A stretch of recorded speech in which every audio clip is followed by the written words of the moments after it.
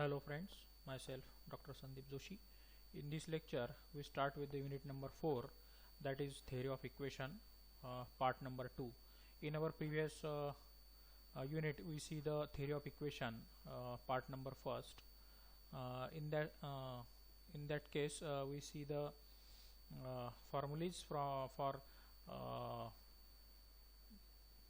quadratic equation, cubic equation and biquadratic equation, and solve some examples there, and also seen the symmetric functions and examples on that symmetric function. Okay, so now we see the second part of that chapter, that is theory of equation number 4, and this is the unit number 4, that is the last unit of your paper, that is MTS 202.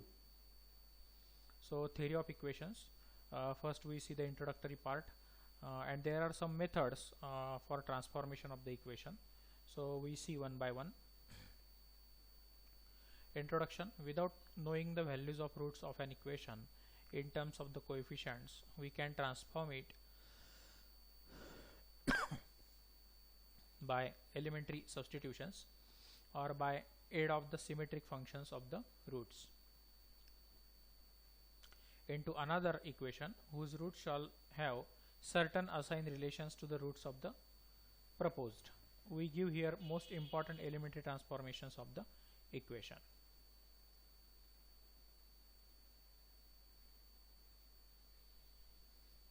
तर introduction मध्ये काय म्हटलंय की value माहित नसताना एखाद्या इक्वेशनच्या रूटच्या value जर माहित नसतील तुम्हाला in terms of the coefficient आपण त्याला ट्रान्सफॉर्म करू शकतो बाय एलिमेंटरी सबस्टिट्यूशन.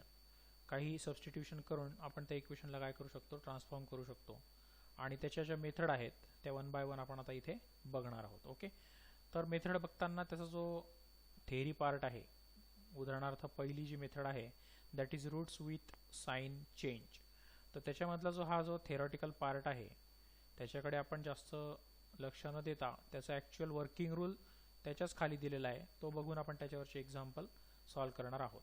ओके, तर सुरुवातीला फक्त पॉलिनॉमियल इक्वेशन काय असतं ते आपण रीड करूया. So to transform an equation into another whose roots are equal in magnitude but opposite in sign, so that in sign to that of a given equation, let the equation be a0 x raised to n plus a1 x raised to n minus 1 plus a2 x raised to n minus 2 plus dot dot dot plus an minus 1 x plus an equal to 0, and let alpha 1 alpha 2 dot dot alpha n with the roots of this equation.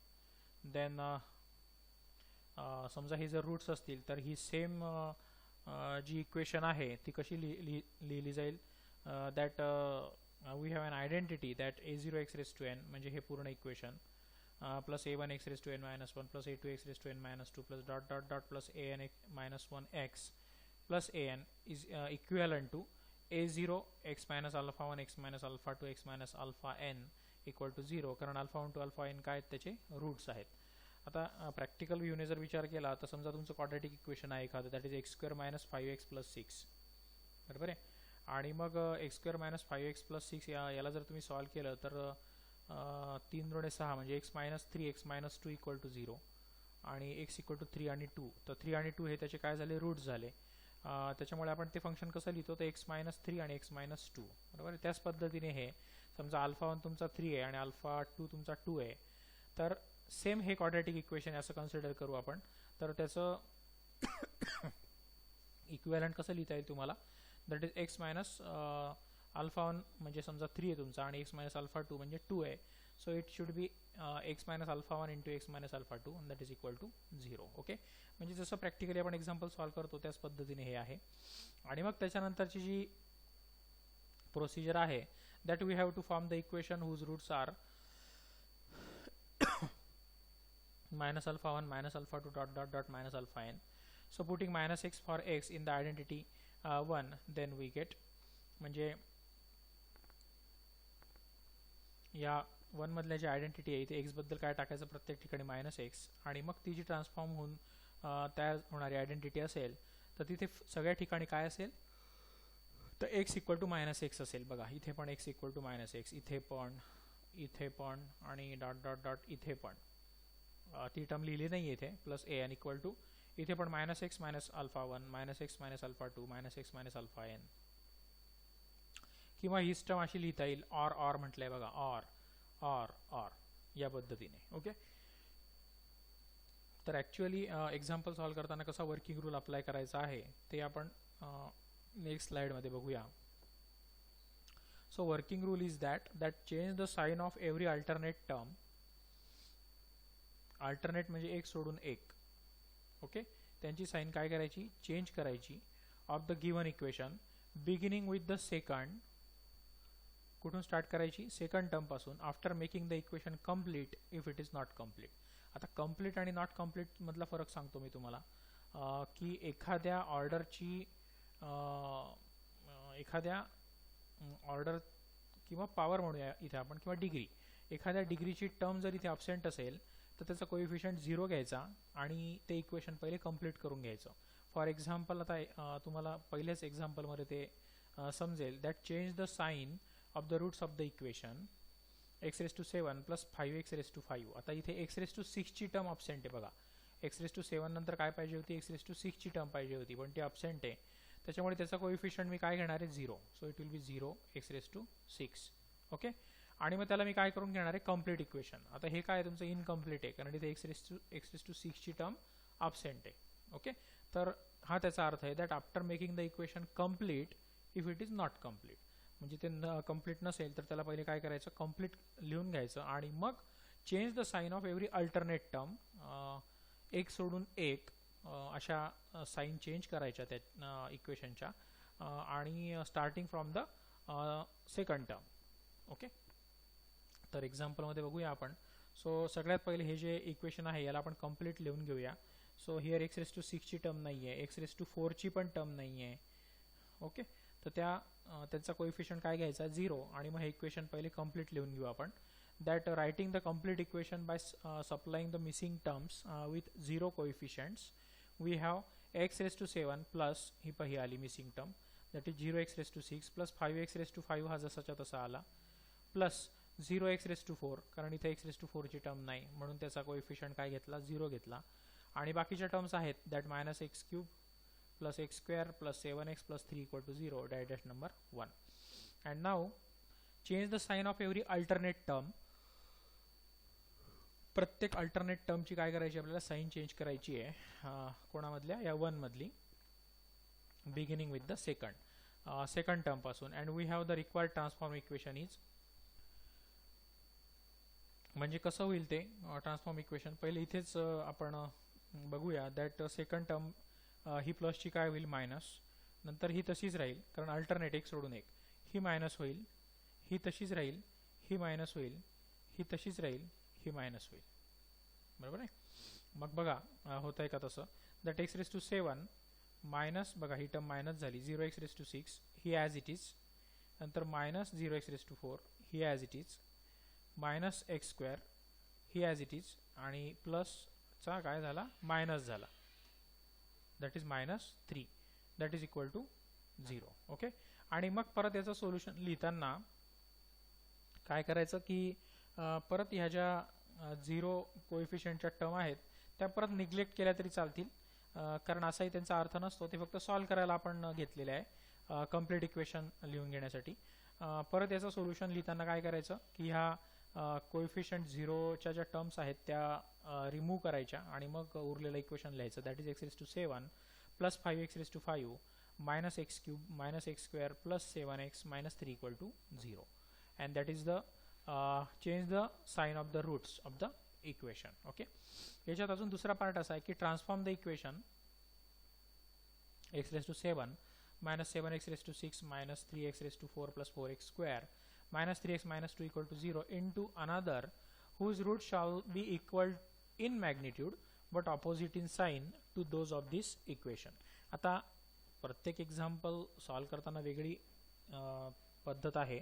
इथे फक्त change the sign होतं, इथे आहे तुमचं हे transform करत तुम्ही another इक्वेशनमध्ये की ज्याचे roots will be equal in magnitude असतील बट ऑपोजिट इन साइन असतील.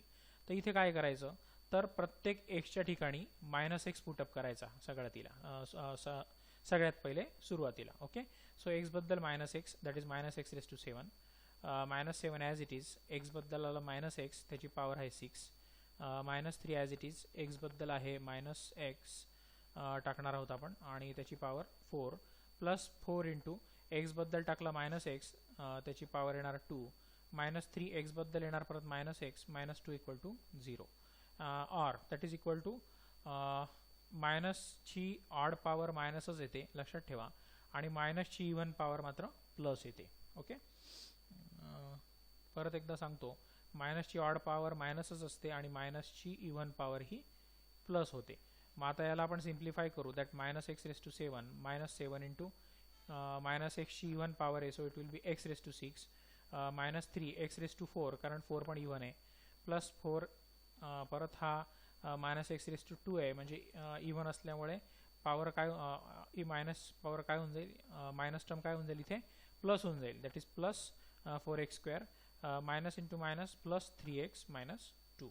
ओके, किंवा आता हेच इक्वेशन कसं लिहू शकता तुम्ही, हायेस्ट पॉवरची टर्म आपल्याला कधीच निगेटिव्ह नको असते, म्हणून आपण काय करू की सगळ्या इक्वेशन मधल्या सगळ्या साइन काय करून टाकू, चेंज करून टाकू, दॅट इज याची प्लस, याची प्लस, याची प्लस, याची मायनस, मायनस आणि इथे plus, and the transform equation will be x⁻7 + 7x⁻6 + 3x⁻4 -4x² -3x + 2 = 0, and this is the required equation. Same आहे तिसरं example, that transform the equation x⁻7 + 4x⁻6 -3x⁻4 + 5x³ -8x + 1 = 0 into another whose roots shall be equal in magnitude but opposite in sign to those of this equation. बिलकुल वरच्या सारखं आहे. सगळ्यात पहिले तर दिलेलं इक्वेशन आपण कंप्लीट इक्वेशन म्हणून लिहून घ्यायचं. आता इथे ते तसंच लिहू शकलो असतो, पण शेवटी परत आपण काय करतो, त्या टर्म रिमूव्ह करतो. ॲक्च्युली ते इथे जास्त उपयोगाचं आहे, change the sign of the roots मध्ये, कारण आपण अल्टरनेट टर्मच्या साइन काय करत असतो तिथे चेंज करतो. पण इथे तसं नाही, इथे तुम्ही डायरेक्टली मिसिंग टर्म जरी नाही लिहिली तरी चालते, पण इथे त्यांनी लिहिलेलं आहे that given equation can be written as x⁻7 + 4x⁻6. आता x⁻5 ची टर्म मिसिंग आहे, so take the coefficient of that x⁻5 will be 0, -3x⁻4 + 5x³. परत x² ची टर्म इथे मिसिंग आहे, सो त्याचा कोएफिशिएंट 0 घ्यायचा, plus 0x² -8x + 1 = 0, and hence the required equation is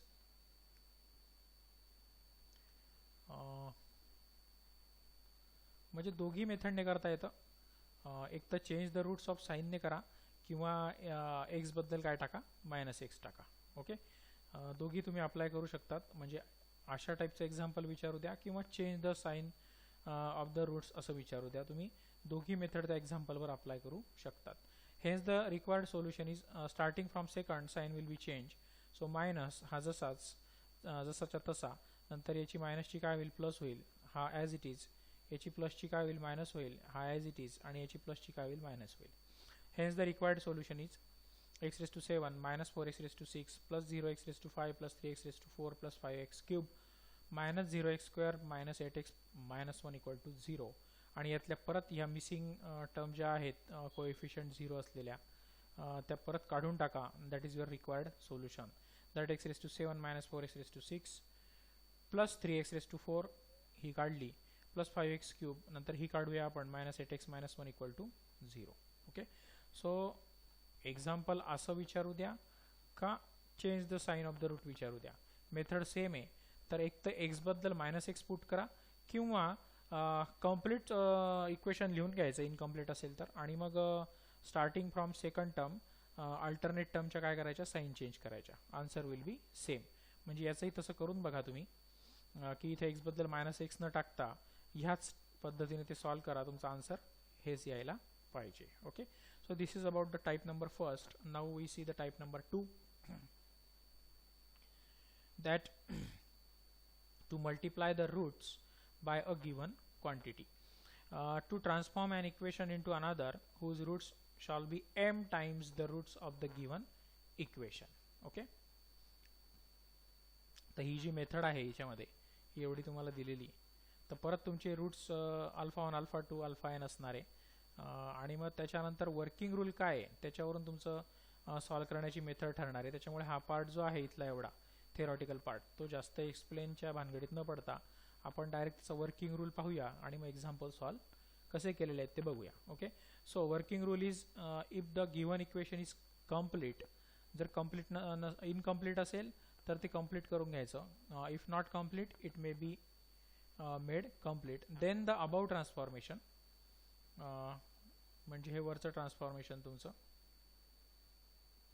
is effected by multiplying the successive terms.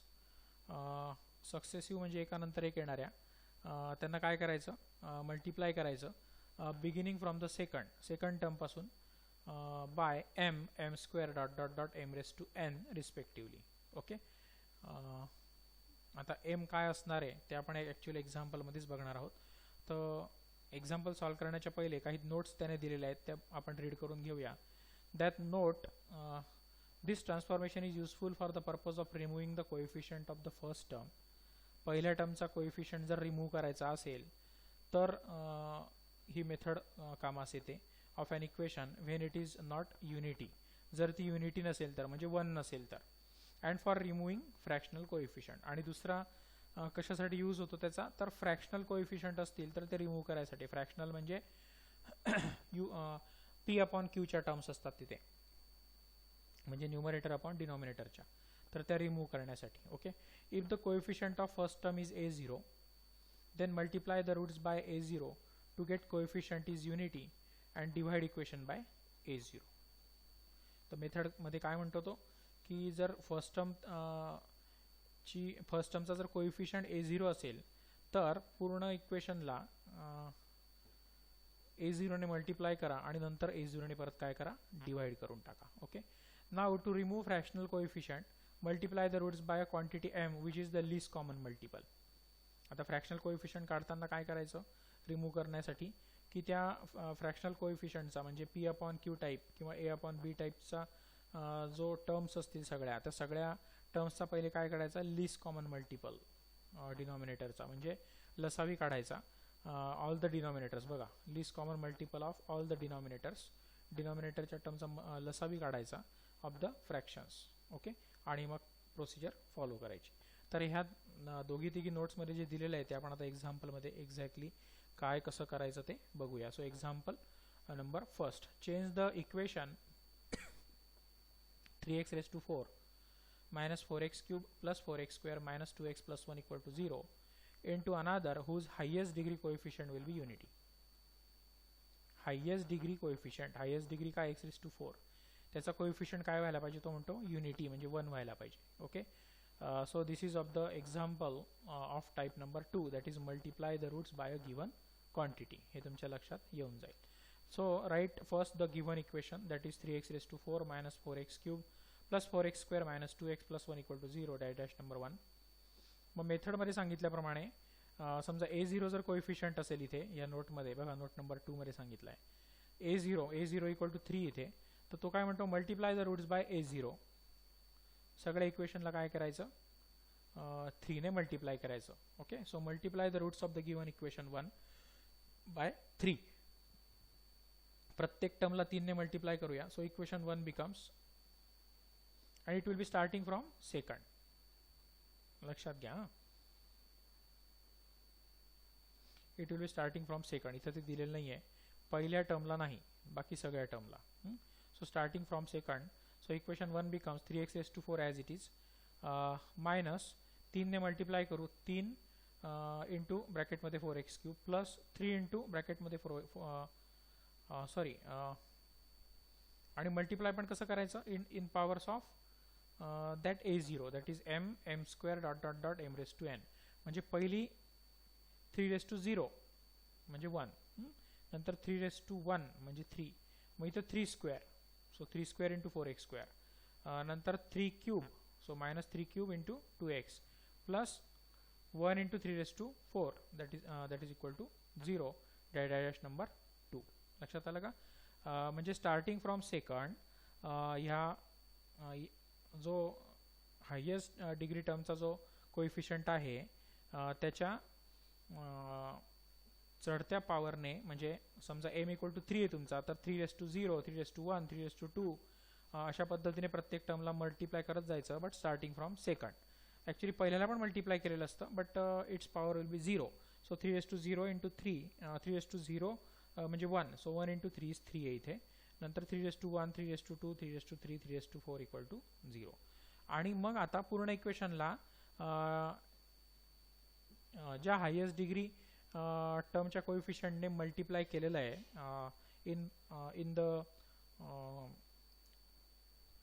Increasing powers असं म्हणता येईल आपल्याला, दॅट इज 3 3 स्क्वेअर 3⁻3 या पद्धतीने.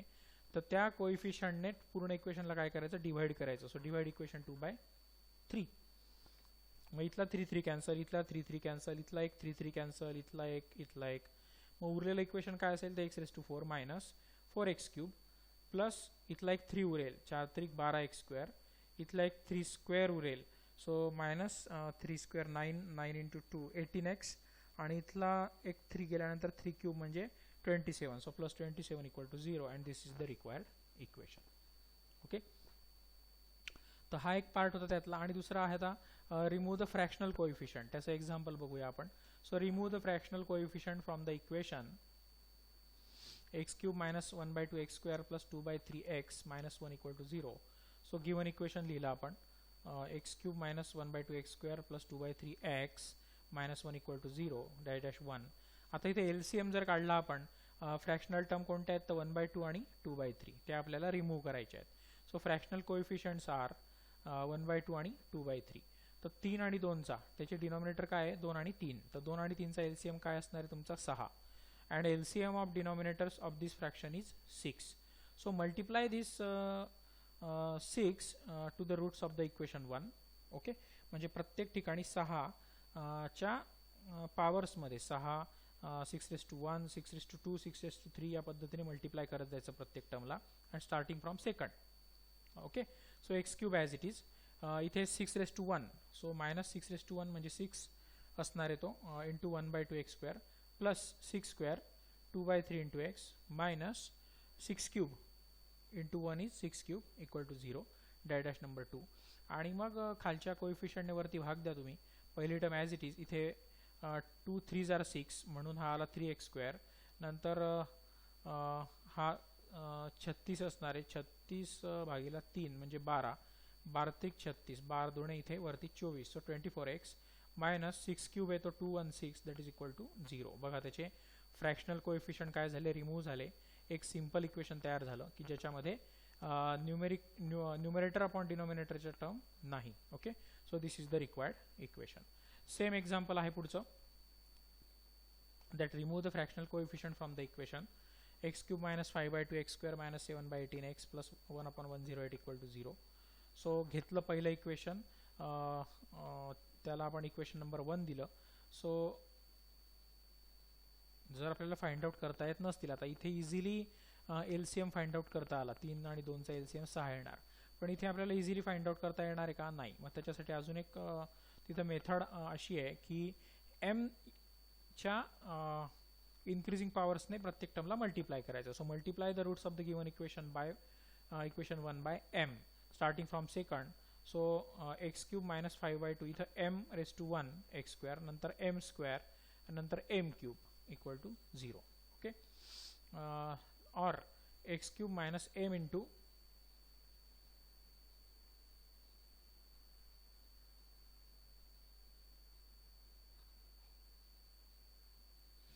किंवा मग putting m equal to 6 so that each coefficient becomes integral.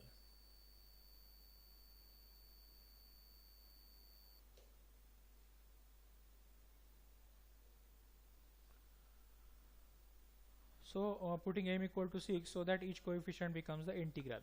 m ची value समजा 6 टाकली 6 च्या मल्टिपल मध्ये, सो 6 6² 6³ या पद्धतीने दॅट इज इक्वल टू 0. आता इथं 6 जी घेतलेली आहे ती तुम्हाला थोडीशी लक्षात ठेवावी लागेल, कारण पर्टिक्युलर एक्झाम्पलला वेगवेगळ्या टर्म्स असतात. नाही तर मग सेम या पद्धतीने सॉल्व करा की 2 18 आणि 108 चा LCM काढा.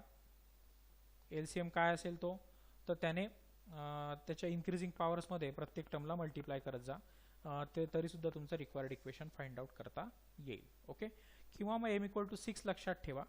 2 म्हणजे कसा लिहिता येईल, तर 2⁻1 इंटू 3⁻0. 18 म्हणजे 2^1 × 3^2, 108 म्हणजे 2² × 3³ आता ही फोड करून दिलेली आहे. आता वेळेवर ही लक्षात राहायला पाहिजे. सो काही एक्झाम्पल असे असतात युनिक, तर ते थोडेसे 2-3 वेळेस जर तुम्ही केले, समजा हे एक्झाम्पल आलं तुमच्या थिअरी एक्झाममध्ये, ऑब्जेक्टिव्ह एक्झाम झाली तर काही प्रॉब्लेम नाही, थिअरी एक्झाममध्ये जर हे एक्झाम्पल आलं तर तुम्ही हे लक्षात ठेवा की ही फोड कशी करायची आहे 18ची 108ची या पद्धतीने. आणि मग m इक्वल टू काय टाकायचं आहे तर 6 टाकायचं आहे. आणि मग त्याच्यानंतर ह्या टर्म्स काही कॅन्सल होऊन जातील, 3 दुणे 6, 6 कॅन्सल, नंतर इथला पण 6 6 36 आणि 3 त्रिक 9 दुने 18, सो 18 दुणे 36, बरोबर आहे ना. त्याच्यामुळे इथे काय उरेल मग 14, 7 दुणे 14, नंतर इथे पण तुमचा भाग गेल्यानंतर इथे उरतो 2. ओके, तर या पद्धतीने. किंवा मग पहिल्या एक्झाम्पलमध्ये जसं सॉल्व्ह केलेलं आहे की या तिघांचा LCM काढा 2, 18 आणि 108चा, आणि त्याच्या इन्क्रीजिंग पॉवर्सने पूर्ण इक्वेशनला मल्टिप्लाय करत जा स्टार्टिंग फ्रॉम सेकंड, ती एक मेथड आहे. ओके, किंवा मग ह्या दोन गोष्टी लक्षात ठेवा, m ची व्हॅल्यू 6 आणि ह्या तिघांची फोड कशी केलेली आहे ती. ओके, या पद्धतीने. तिसरं एक्झाम्पल, चौथं एक्झाम्पल अजून आहे एक बघा. So transform the equation 5x³ - 3/2x² - 3/4x + 1 = 0 to another with integral coefficient and unity for the coefficient of the first term. Okay, म्हणजे दोन गोष्टी एकाच ह्याच्यात करायच्या आहे की फर्स्ट टर्मला जो कोएफिशियंट आहे 5 त्याला युनिटी करायचं आहे. Okay, so given equation can be written as, काय करतो मी पूर्ण इक्वेशनला 5 ने डिवाइड करून टाकतो. सो 5/5 मायनस इथे होणार 3/5 × 2 10, नंतर इथे 3/4 × 5 20 प्लस 1/5 = 0. तर हे इक्वेशन आलं. पहिली टर्म काय झाली युनिटी. आता आपला हा 10, 20 आणि 5 याचा जर LCM काढला आणि त्याच्या इन्क्रीजिंग पॉवर्सने मल्टिप्लाय करत गेले तरी तुम्हाला रिक्वायर्ड सोल्युशन मिळेल. किंवा परत ह्या मागच्या एक्झाम्पल सारखं m ची व्हॅल्यू काय टाकायची ती लक्षात घेऊन आणि मग ह्या 10, 20 आणि 5 ची फोड करायची आणि मग त्या व्हॅल्यू कॅन्सल आउट करून या मागच्या एक्झाम्पल प्रमाणे त्याला सॉल्व्ह करता येईल. So multiply the roots of the equation 1/m starting with the second in the increasing powers of m. सो इथे m ने, इथे m² ने, इथे m³ ने = 0. नंतर प्रत्येकाची फोड करूया. 2 × 5^1, नंतर हा 2² × 5^1, नंतर हा 2^0 × 5^1 = 0 आहे. Okay, so the list value of m for which the fraction will disappear. आणि मग त्याच्यावरनं आपण शोधूया की m ची व्हॅल्यू काय घेऊ शकतो आपण, की 10 घेऊ शकतो. ओके, सो इथे पण थोडीशी जर तुम्ही लक्षात ठेवली व्हॅल्यू 10, जसं इथं 6 आपण लक्षात ठेवणार आहे, तर तुम्हाला हे इझिली पटकन सॉल्व्ह करता येईल. सो पुटिंग m = 10, नंतर इथे 10², नंतर इथे 10³. ओके, आणि मग खालच्या ज्या सगळ्या टर्म्स आहेत त्या तुमच्या डिवाइड केल्यानंतर तुम्हाला एक रिक्वायर्ड इक्वेशन मिळेल की जिथे फ्रॅक्शनल टर्म उरणार नाहीत. आणि पहिल्या टर्मचा कोएफिशियंट ऑलरेडी आपण युनिट घेतलेलाच आहे, म्हणजे झालेलाच आहे तो पहिल्या स्टेपमध्ये. So this is your required equation. Okay, तर लक्षात घ्या दोन मेथड आहेत इथे सॉल्व्ह करायच्या, की सगळ्या टर्मचा LCM काढून त्याच्या इन्क्रीजिंग पॉवर्समध्ये तो मल्टिप्लाय करत जायचा दिलेल्या इक्वेशनला starting from the second term. किंवा तुम्हाला जर ह्या डिनॉमिनेटरच्या टर्म एका विशिष्ट पॉवरमध्ये मांडता आल्या आणि m ची व्हॅल्यू जर फाइंड आउट करता आली प्रॉपरली, की जेणेकरून तुमचा हा डिनॉमिनेटर कॅन्सल होईल m पुटअप केल्यानंतर, तरी तुम्ही हे एक्झाम्पल सॉल्व्ह करू शकतात. ओके, सो थोडंसं लक्षात ठेवा, हे 2-3च एक्झाम्पल आहेत ह्या टाईपचे. इथं 6 टाकायचा आहे m = किंवा इथे m = 10 टाकायचा आहे. एवढं जरी लक्षात ठेवलं तुम्ही तरी ते एक्झाम्पल इझिली सॉल्व्ह होईल. ओके, तर अशा पद्धतीने हा टाईप नंबर 2 इथे संपलेला आहे. In our next lecture we start with the type number 3, that is reciprocal of roots. Till now we stop here, but before stop in this lecture परत एक सांगतो की अशा टाईपचे अजून जर काही एक्सरसाइजमध्ये असतील किंवा सॉल्ड एक्झाम्पल असतील तर ते बुक्समध्ये बुक्स लायब्ररीतनं इश्यू करून फाइंड आउट करा आणि वहीमध्ये सॉल्व्ह करा, की जेणेकरून तुमची प्रॅक्टिस होईल. Okay, In our next lecture we start with the type number 3, that is reciprocal roots. Till now we stop here in this lecture. Thank you.